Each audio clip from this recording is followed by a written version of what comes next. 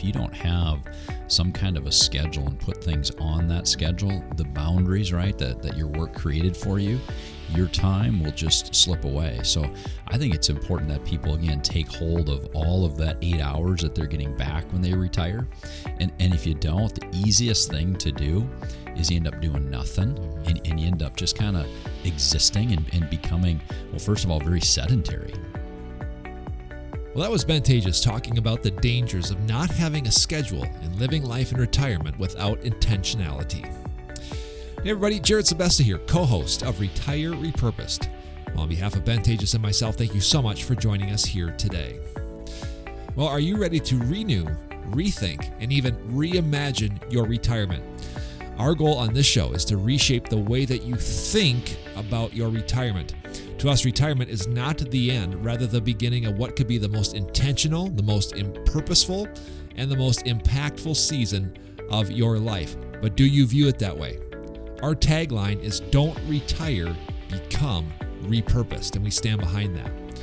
Well, on today's show, we're continuing to talk about your time. Time is your greatest asset. We all know without time, we really don't have anything. So how should you be spending that time? If not careful, the everyday life of a retiree will begin to look mundane. Days will flow seamlessly into the next, and every day may look like Saturday. In this podcast, Taatjes is going to give you 5 non-negotiables that must be included in the everyday life of a retiree. Enjoy this episode.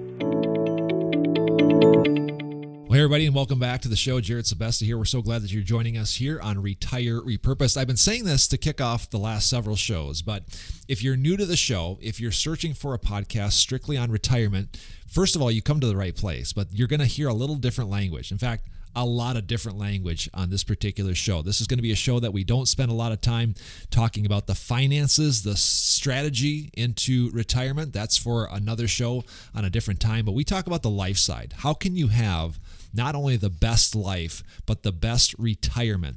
And so if that is on your radar, if that's something that you want, you have certainly come to the right place. If you want to check out more episodes, again, find us on your favorite podcasting platform. We're on all of them. Go back and listen to our shows because we've got a lot of shows, almost 200 episodes on our platforms where we talk about life and retirement. So go check that out. Well, we have started a little mini series talking about time, specifically how you spend your time. Our philosophy is based around time, talent, and treasure. We believe that of the 3, time is the most important. So we've spent the last several episodes just talking about specific ways that you can spend your time. A couple of episodes we talked about how much time do you really have left? What is the best way to spend your time? How are people actually spending their time? Taatjes joins me on the show now. And Ben, that show, we referred back to a study done by the Bureau of Labor Statistics. And there were some pretty shocking findings with that particular study where people really, for the most part, just use the extra 8 hours in their day to do almost nothing with that new block of time. Yeah, there were some parts of that bothered me, Jared. I remember the part about learning, right? It was almost no time learning and very little time traveling. And I think that's something that we talked to a lot of retirees about. It's like, hey, if I wasn't working, I would be able to take up this new hobby. I'd be able to, do this new thing, or I'd be able to spend more time with, my family. And I'd also be able to travel so much more. And really, 2 of those 3, really, it didn't move the bar at all as far as what people did with their newfound time. Yeah, their life pre-retirement and after retirement really was about the same, and they filled up a lot of that extra time with things like watching TV. And so that was really sobering for me as well, because again, you think that your life is going to change drastically. It's the way it's sold in society that once you retire, all of a sudden everything's going to change. And it really wasn't that way. I think it's because we don't set the schedule, right? And we're talking about that a little bit in these last few shows, right? About just making sure you're setting a schedule. You're not just letting the time get away from you, because if we do nothing will probably happen. Yeah, exactly. The last 2 shows we talked about how to start your day and how to end your day. We spent entire episodes talking about the bookends, how to start with gratitude, have a gratitude journal, and then end your day with reflection. That's something we've been preaching on this show for many years. And then last week we had a really special guest. In fact, two special guests on our show, Dave and Andy Dahl. Now, if you're not living in the Midwest or around Minnesota and Western Wisconsin, you may not know the levity of that name. But Dave Dahl was a longtime TV weatherman for over 40 years on KSTP out of the Twin Cities. He retired back in 2020. We had him and his son on the show last week, Ben, and they have a YouTube show now where they just have honest conversations. I thought last week's show was really, really interesting because I think it goes back to how can you spend your time, your days left to really create deep, meaningful relationships with family. Yeah, I don't think there's anything more important, right? As people age and as people come closer to the end of life, they start to recognize what was most important. And I think also with that, like hearing Dave talk about specifically like the things that he's aired out or been able to talk about with the son was very impactful to me, Jared. I thought it was very interesting hearing him actually wrestle with some of the things that for his son, Andy, he didn't even know, right, how his dad looked at life at a different time and made assumptions, and that's what we all do. But it was very, very eye-opening for me to kind of listen to that back and forth. Yeah, I thought it was really cool because I think that what they're trying to inspire people to do is to have these conversations, these open conversations, where we just understand each other. I think that especially I have adult or I have aging parents that are still with us, which is great. But like now when I'm with my parents, I ask a lot of questions about what it was like when they were my age because they were raising me when they were my age, and now I think I have a better understanding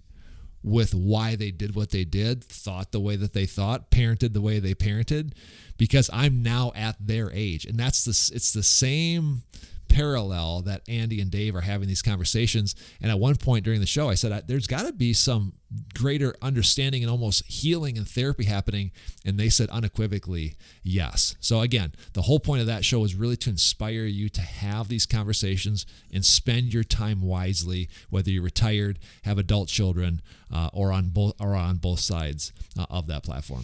Yeah, I mean, we're talking a lot about time, right? And I think what people don't realize is they don't know how much time they've got left until you stop and think about it. And you say, well, I may not have the 15 years or 20 years to go and talk to my dad, talk to my mom, talk to my kids. So really this whole series, Jared, started with that client interaction I had where one of my clients was 86 and he said, I'm probably going to live to be age 90. And I just had him walk through the process of 4 more years. That's really it. You have 4 years to live in his mind.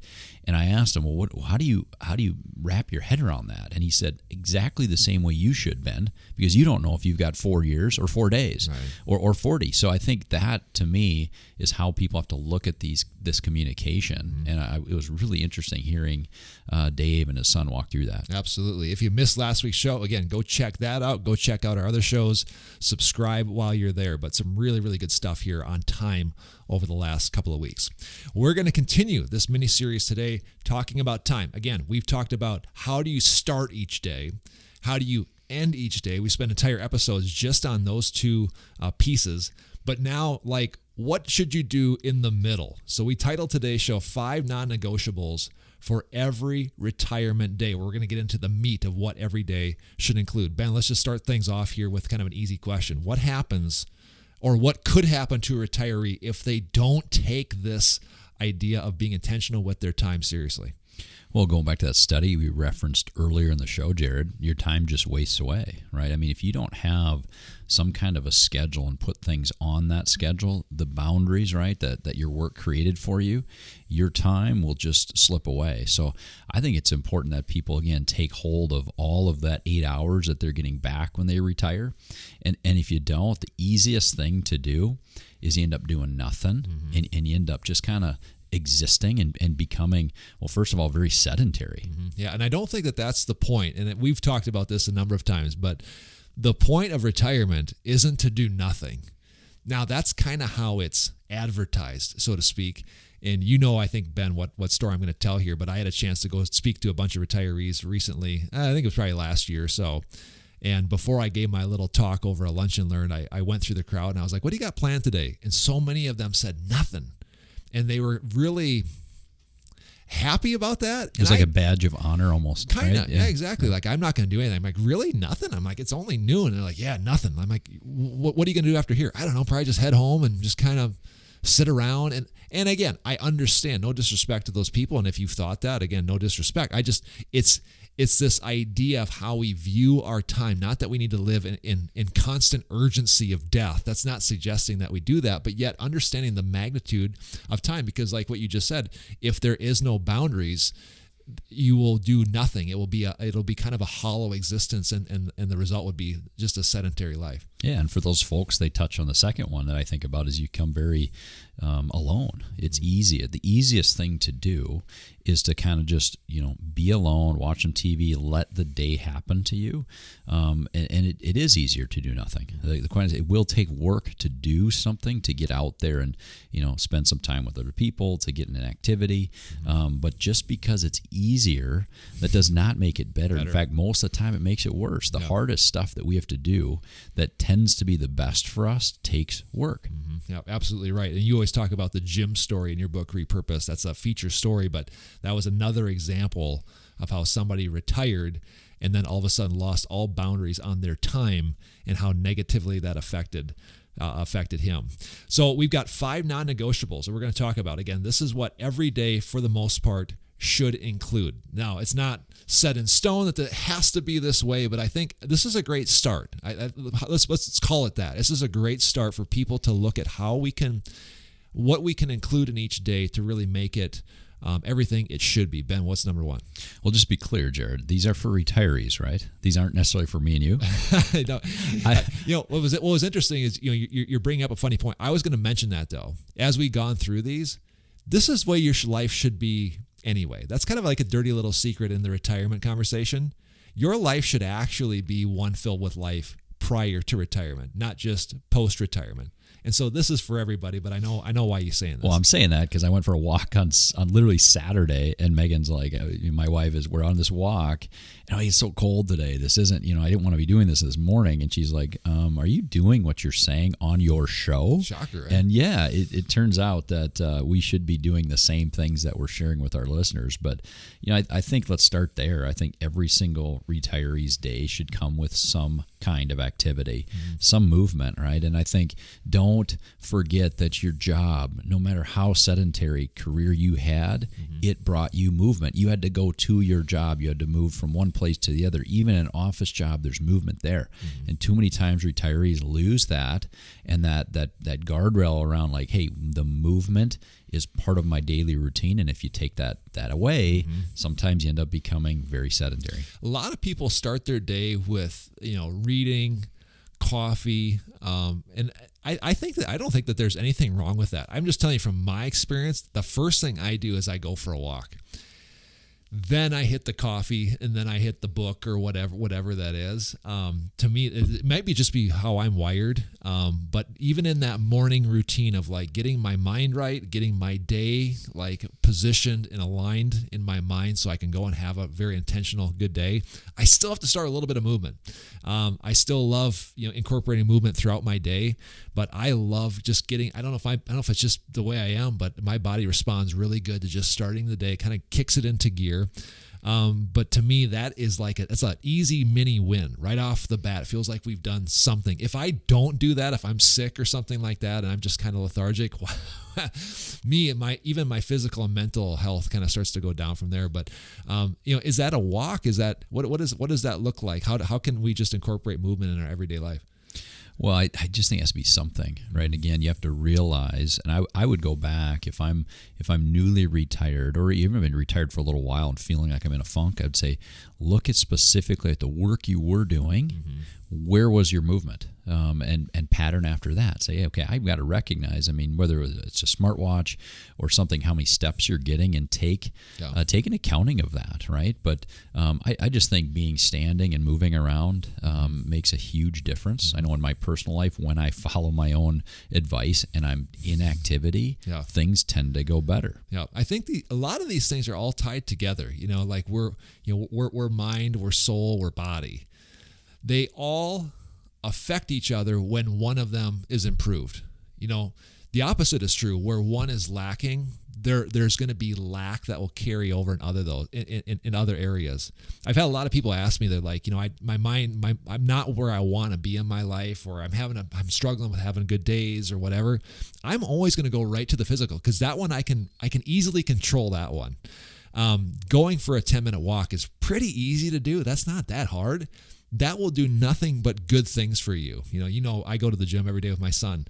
I don't look at that as a time where like I'm trying to build my muscles and get my physique ready. I look at that's a win. At least I got a win in the physical department. So I would challenge you, kind of what you said, Ben, like if you don't know where to start, this is a really easy one to start with and not too hard to pull off every day.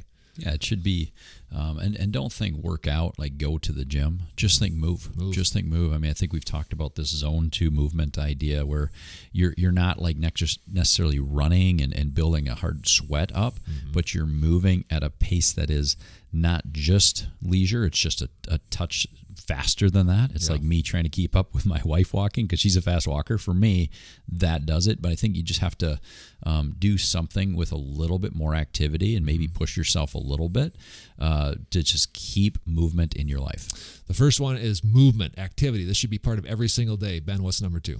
Well, the next one, which we shouldn't have to make this in the list, but it does. I think people need to have some fun.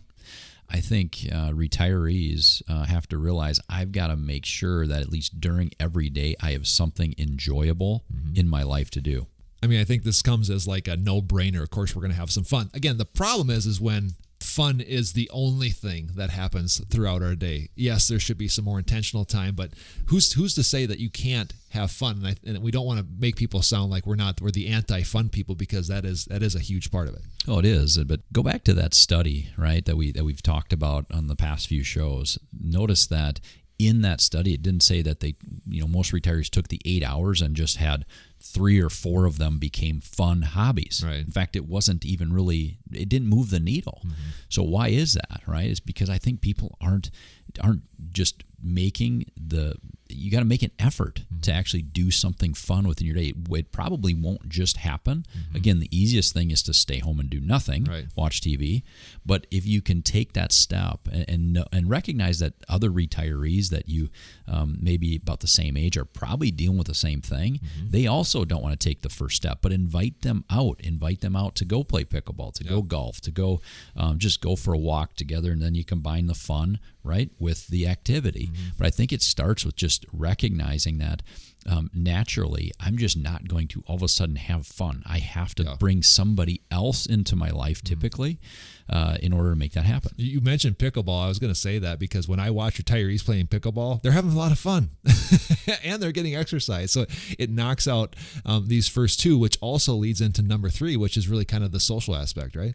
Yeah, I think we're created, Jared, right, to be in communion with people. And one of the scariest things for a new retiree and one of the worst things is isolation. So if you can remember that every single day you need some social interaction. Ideally we'd combine it with activity and make it enjoyable. But sometimes it just means I'm serving on a board, or I'm part of a little committee at church, or I'm going for coffee with somebody. It's just being, just speaking, right, using your voice. Several shows ago, I talked about one of my clients who came in and didn't even recognize during their day that they had never opened their mouth to speak. She spent from waking in the morning, never left the house, didn't do anything, and the next day felt off and recognized, why did I feel so off? And she's like, well, yesterday I never even went to talk to somebody at the gas station filling with gas. I never went to a restaurant. I never even made a phone call. I never opened my mouth to speak. No. That is not how we're designed and created to thrive. Dan Buettner wrote a book called Blue Zones. We've mentioned it many, many, many episodes ago. Great book, by the way. Highly recommend. Not a Christian book, but just a book based in study and research. But studying people that have insane longevities from around the world, one of the common factors, and just bear with me here for a second, was drinking red wine. Now, we're not saying that you should go out and start drinking red wine because we told you to do it on this podcast. But what he says in that book is he's like, what's happening when you're having a glass of wine? Who are you with? Well, you're typically with your spouse or you're with friends. Well, what are you doing? You're hanging around over dinner. or after a round of golf, and you're having fun, and there's probably laughter involved.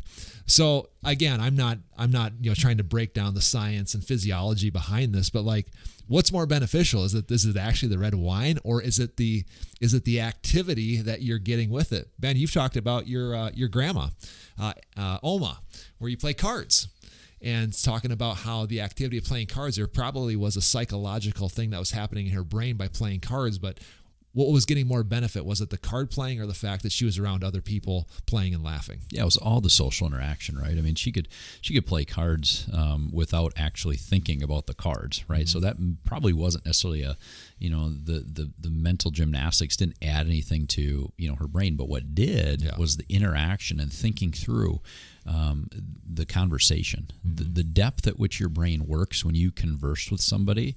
Not always even positive things. Sometimes the hardest stuff that you're going through, like, what do I say next? How do I relate? How do I help this person?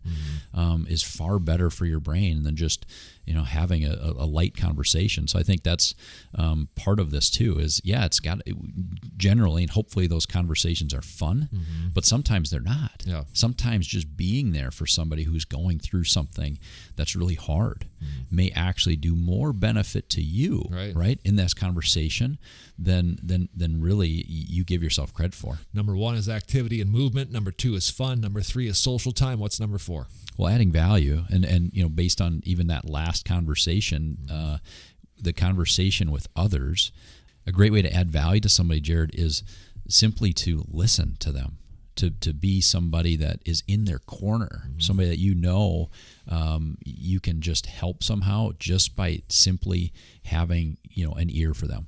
One thing I've tried to do here each morning is I try to send out like 3 texts a day, somewhere in the morning to somebody I haven't touched base with for a while, or maybe I touch base with them regularly, but just even like encouragement.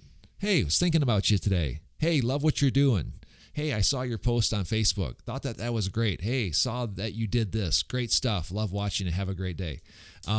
Relational capital is just I don't know if there's a better capital to invest in. And again, we're not going to break down the finances here, but like, what a great thing to do with the mindset of like, I'm going to try to add as much value, shine as much light as I possibly can per day. What you get back, that's what you don't understand. Like, you're helping people, but you're doing this for somewhat selfish intent because you get so much back from it. That's a piece of retirement that is just not talked about enough, and you have such a great opportunity to do that every day. Yeah, we say, hey, here's the things you got to engineer in your day, right? Mm-hmm. Adding value to others. We're telling you to do that for your own good. Right, exactly. It isn't necessarily for the others. It's great. I mean, it's an added benefit that, hey, you're there for somebody, you're helping somebody, you're making a difference in your community or family. Mm-hmm. But really, it is for your own individual benefit. I know this in my own life. When I focus on me, right, the traditional, selfish mm-hmm. reasons for doing things, that it tends to be the worst days. Right. When I'm coming to work, I got to get this done for myself, self, versus turning it around and saying, what can I do for others? Mm-hmm. My days are completely different and so much more rewarding, and I end up getting more in the end for myself by helping others. The last one is rest. We've got about a minute and a half left here. Rest. Every day should involve rest, Ben, but there's a caveat with that, right? Well, yeah, Jared, it has to be earned rest. It has to be rest that comes from a place of accomplishing something, whether that be, actual exercise or adding value to others or getting a big project accomplished. It has to be earned rest. Mm-hmm. So not just simply, lazy rest, if you will, but rest that came out of a place of work. Mm-hmm. Yeah, after you've added value, then that rest feels good and feels right. I've been listening to a ton of Jim Rohn lately, and there's one particular video I've listened to a lot, but he just talks about how rest is not the object. It's not the end goal. And he says the point of life isn't rest, it's action. Ben, just talk about that for a second. Retirement, yes, a time of leisure, a time of slowing down a little bit, but at the end of the day, it's still a time in your life where you can go out and take action to help others. Yeah, your job's not done. I mean, there's nowhere it says in the Bible, certainly, where it says, hey, once you retire, now your days are done adding value to others. In fact, Quite the opposite. In fact, many people find in retirement they can add the most value to their community and their families than ever before. Now, remember, when you do that, right, when you serve others, when you add value, the rest will come, right? That just can't be the goal. Like, you can't have a goal of just resting and leisure, but that will come from adding value to others. Securities offered through Avantax Investment Services. Member FINRA SIPC. Investment advisory services offered through Avantax Advisory Services. Insurance services offered through an Avantax affiliated insurance agency.